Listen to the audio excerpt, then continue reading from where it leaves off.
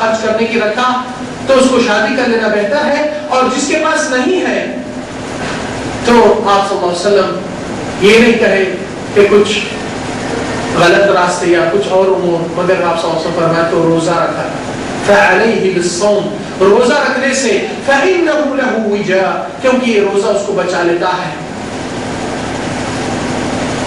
عبداللہ بن عمرو بن العاص رضی اللہ عنہ ایک صحابی جلیل القدر، حدیث کی روایت میں ان کی کافی حدیث ہے، عمرو بن العاص کے فرزند ہیں، عمرو بن العاص مصر کے فاتح ہے اور بہت مانے ہوئی شخصیت سیرت اسلام میں، نبی صلی اللہ علیہ وسلم ان کی تعریف بھی کیے۔ عمرو بن العاص نے ایک ایمان والا گھرانہ تھا، جو ان کی بچی ایمان والی نیک تھی، فوراً اپنے بچے کا رشتہ وہیں سے طے کر دیا۔ یہ نہیں ہے کہ کون ہے یہ، اس طریقے سے عمر فاروق کا بھی واقعہ ہے۔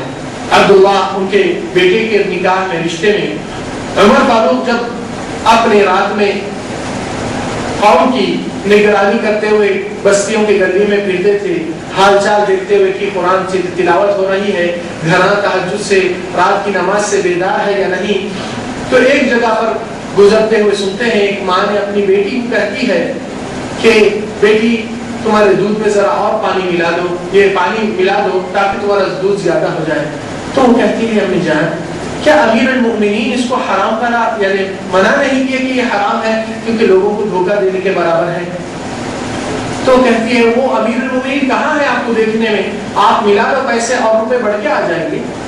تو کہتی ہے اگر امیر المؤمنین نہیں دیکھتے ہیں تو امیر المؤمنین کے رب تو دیکھ رہے ہیں۔ اللہ تعالیٰ کی مراقبت کو غور سے دیکھتی ہے تو وہ ایمان والی کے گھر پہ عمر فاروق ایک نشانہ لگا دیتے ہیں اپنے جنبیے سے، خنجر سے، اور دوسرے دن اپنے بیٹے کا نکاح اسی لڑکی سے کرا دیتے۔ کیا امیر مومنین خلیفہ وقت مصر، عراق، کویت، بحرین، قطر، امارات، سعودیہ، یمن اور آگے کے ترکیہ، سوریہ، لبنان، فلسطین، اتنے ممالک کے امیر اپنی بیٹی کی شادی اتنی آسانی سے کر دی؟ بڑے خاندان کو دیکھ رہا تھا، دودھ والی کی بچی کو دکھا کر کے دی۔ کیا بات ہے، دودھ خالص ہے، وہاں ملاوٹ نہیں ہے اس میں۔ اصل بات تو یہی چیز کو آج ہمارے پاس ملاوٹ کرنے کی اور پینے کی عادت ہو چکی تو احساس بند ہو چکا ہے۔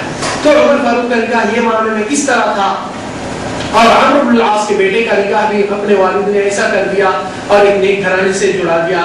ایک ہفتے کے بعد عمرو بن العاص اپنے بیٹے کے گھر کو جاتے ہیں اور پوچھتے ہیں اس بیوی سے اپنے بیٹے کی، کہتے ہیں کہ ہمارا بیٹا کیسا لگا آپ کو؟ تو آپ لوگ تعجب کریں گے کہ وہ خاتون ایسی فریاد اور ایسا شکوہ درج کرتی ہے اپنے سسر صاحب کے پاس، جو آج کے زمانے میں میرے خیال سے وہ شکوہ کسی کے پاس ہوا نہ، اللہ رحم کرے، ہو سکتا ہوگا، مگر امید ہے نوجوانوں میں اگر شعور بیدار ہو جائے۔ کیا کہی اس خاتون نے کہ بچہ آپ کا دیر سے آتا ہے رات میں؟ نہیں۔ بچے میں پینے کھانے کی شوق ہے؟ نہیں۔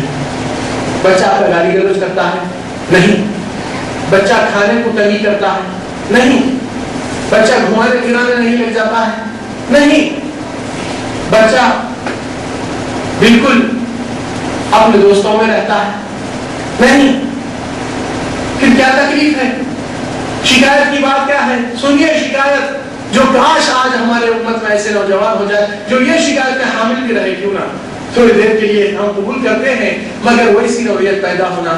کہتی ہے اشکو الیک عبداللہ انہ صوام بالنہار قوام باللیل، میں شکوہ کرتی ہوں عبداللہ کی، وہ تو دن میں روزدار ہے، رات کا تہجد گزار ہے، ہمارا حق ہمیں نہیں۔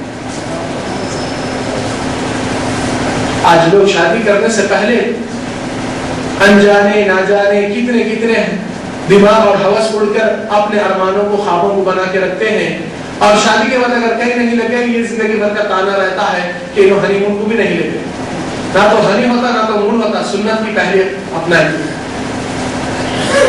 اللہ کی قسم رسول اللہ صلی اللہ علیہ وسلم جو بات بولتے ہیں اس کو ٹھکرانے سے اس کی سزا کبھی بھی ہٹنے والی نہیں جب تک کہ ہم اس سے توبہ نہیں کریں گے۔ اور امت کے لیے ضروری ہے کہ حق کی بات بلند کرے، اور ان برائیاں جو ہمارے ایسے ہو جاتے ہیں اور اس کا احساس بھی بن جاتا ہے، اس کی سزا ہمیشہ کے لیے امت کے اوپر رسوائی کا سامان بن کے رکھتی ہے، جب تک کہ اصلاح اور بیدار کرنے والے بات کو اٹھائیں گے اور حق کو بتائیں گے اور اس کے لیے توبہ کے لیے سب کو دعوت دیں گے اور آئندہ سے ایسی غلطی سے اپنے آپ کو باز کرنے کے لیے آپ لوگ حق کی بات کہہ سکتے ہیں۔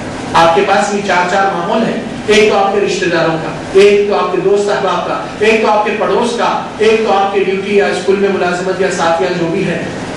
تو ہر کوئی شخص اپنے ماحول میں حق کی بات اور حق کی دعوت اور حق کی مدد کرے گا تو باطل کو اٹھنے کے لیے مجال نہیں ہوتی۔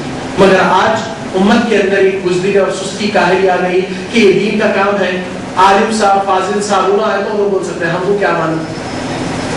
تعجب کی بات ہے، اللہ کی قسم یہ آپ کی بھی ذمہ داری ہے، یہ ثبوت کے ساتھ میں کہہ سکتا ہوں، اور ثبوت جو آپ ڈیلی روزانہ پڑھتے ہیں، اکثر گھروں میں سورہ یاسین کتنے گھروں میں پڑھے جاتی ہے؟ ذرا ہاتھ اٹھائیں، پڑھے جاتی ہے ماشاءاللہ۔ خواتین میں تو ماشاءاللہ ڈیلی کا تقریباً کوئی نہ کوئی گھر میں پڑھنے والا ہے، ضرور نہیں ہے کہ آپ پڑھیں، مگر گھر میں اکثر پڑھی جاتی ہے سورہ یاسین۔ آپ کو معلوم سورہ یاسین میں اللہ تعالیٰ یہ ثبوت دے چکے ہیں کہ دین کا پیغام اور دعوت اللہ ہر عام اور خاص آدمی کا کام ہے۔ اللہ تعالیٰ قرآن مجید میں فرمائے سورہ یاسین میں، اِذْ أَرْسَلْنَا إِلَيْهِمُ اثْنَيْنِ فَكَذَّبُوهُمَا، ہم نے ایک بستی کو، ایک مقام پہ دو پیغمبروں کو بھیجا ہے پیغام اسلام کا دعوت کا دینے کے لیے، اللہ کی بڑائی کے لیے، تو بستی والوں نے ان کو جھٹلا دیا۔ تو اللہ تعالیٰ فرما رہے ہیں فَعَزَّزْنَا بِثَالِثٍ، ہم نے ان کی تائید میں، سپورٹ میں دو پیغمبروں کے ساتھ ایک تیسرے کو بھی ان کے ساتھ جڑا دیا۔ تو تینوں کیا کہنے لگے؟ فَقَالُوا إِنَّا إِلَيْكُمْ لَمُرْسَلُونَ، کہنے لگے کہ ہم آپ کے یہاں بھیجا ہے اس پیغام لے کر، اور اللہ تعالیٰ نے بھیجا ہے۔ تینوں کے ساتھ کیا جواب آیا؟ قَالُوا مَا أَنْتُمْ إِلَّا بَشَرٌ مِثْلُنَا، تم تو کچھ بھی نہیں، بشر ہے تم ہمارے جیسے۔ وَمَا أَنزَلَ الرَّحْمَنُ مِنْ شَيْءٍ، رحمان نے کوئی پیغام نازل نہیں کیا، إِنْ أَنْتُمْ إِلَّا تَكْذِبُونَ، تم تو جھوٹے۔ اب تینوں کو بھی گنا گیا۔ آپ کو معلوم اس کے بعد اللہ تعالیٰ کس کا ذکر کیا؟ وَجَاءَ رَجُلٌ مِّنْ أَقْصَى الْمَدِينَةِ يَسْعَىٰ، اور ایک آدمی مدینہ سٹی کے آخری کونے میں رہنے والا تیزی سے دوڑتے ہوئے آیا ہے۔ قَالَ يَا قَوْمِ اتَّبِعُوا الْمُرْسَلِينَ، دوڑنے اور فکر، کیا چیز کی فکر تھی اس کو اتنا ٹینشن سے بھاگتے ہوئے آیا؟ اس لیے کہنے لگا اے میری قوم ان پیغمبروں کی بات کو مانو۔ اتبعوا من لا يسألكم اجرا وهم مهتدون، ان کی دعوت کو قبول کرو جو آپ سے کوئی معاوضہ طلب نہیں کرتے ہیں اور وہ خود ہدایت پہ ہیں۔ وما لي لا اعبد الذي فطرني واليه ترجعون، اور میں میرے رب کی عبادت کیوں نہیں کروں جس نے مجھ کو نیک صحیح فطرت پہ پیدا کیا اور اسی کی طرف مجھے لوٹنا ہے۔ آپ کو معلوم اللہ تعالیٰ وہ تین پیغمبر جیسا بول رہے ہیں، اور یہ آدمی آ کر بیچ میں بولنے لگا۔ رجل عربی زبان میں صیغہ نکرہ ہے، نکرہ مطلب کوئی بھی آدمی، ایکس وائی زیڈ، ایسا نہیں کہ عالم فاضل آئے، نہیں، وہ رجل کامن لفظ ہے۔ تو سوال یہ ہے جب یہ آدمی ایسی گفتگو کرنے لگا تو بستی میں قوم میں لوگ ایسا تو کہہ سکتے تھے کہ بھائی پیغام اللہ کا ہے، یہ لوگ پیغمبر ہے، تم بیچ میں ٹپک کے کیوں بولے؟ تم کون ہو؟ نہ تو عالم ہے، نہ تو فاضل ہے، نہ تو کچھ ہے، یہ تو پیغمبر ہیں، ان کو کام کرنے دیجیے، ایسا کوئی کہہ سکتا تھا؟ مگر اللہ تعالیٰ تین پیغمبروں کا ذکر وہیں ختم کر چکے، مگر یہ آدمی کی تعریف کہاں تک ہوئی؟ قیل ادخل الجنہ قال یا لیت قومی یعلمون، اس کو کہا گیا کہ جنت میں داخلہ لے، وہاں تک کہ مرنے تک اس کو جنت کا مقام بھی اللہ تعالیٰ دلائے۔ تو کہہ رہا ہے کاش میری قوم کو پتا چلے کہ ایک حق کی بات کہنے سے مقام کہاں سے کہاں تک بدل جاتا ہے۔ کیوں؟ کیا ملا اس کو؟ کامن آدمی ایکس وائی زیڈ، اس کا نام و نشان نہیں پہچان سکتے تھے، مگر اللہ تعالیٰ اس کا ذکر قیامت تک رکھا ہے تاکہ آپ اور ہم جیسے بزدلوں کو، کمزوروں کو، سستی کرنے والوں کو بیدار کر کے حجت قائم کرے۔ قال یا لیت قومی یعلمون، کاش میرے لوگ کو، میرے قوم کو پتا چلے بما غفر لی ربی، کہ اللہ تعالیٰ چھوڑ دیا حق کی بات کرنے سے، اللہ تعالیٰ میرے گناہیں سارے معاف کر دیا۔ وجعلنی من المکرمین، میرا انعام اور اکرام بہت بڑا معزز خیال کیا۔ آج سوال یہ ہے اللہ کا اعزاز زیادہ دلوں میں تڑپتا اور لہرتا نہیں آتا، مگر یہ عام آدمی صرف ایک قدم اللہ کے واسطے حق کی بات کہا اور پیغمبروں کی بات کی تائید کیا۔ ہم بھی آپ کو آج کہتے ہیں کہ جرم جو خفیہ ہو رہا ہے اور مجرمین جس کو ہم کبھی کبھار شمار ہو جاتے ہیں، یا تو ہماری خاموشی سے، یا تو ہمارے ادائیگی سے، یا تو یہ جرائم میں حصہ لینے سے، تو اس کے لیے بھی ہم اور آپ کو یہ دعوت دیتے ہیں کہ مجرم وہ بھی ہو سکتا ہے جس نے آج اس حق کی بات سنا اور اپنے حد تک ہی رکھا، اصلاح کا کام نہیں کیا۔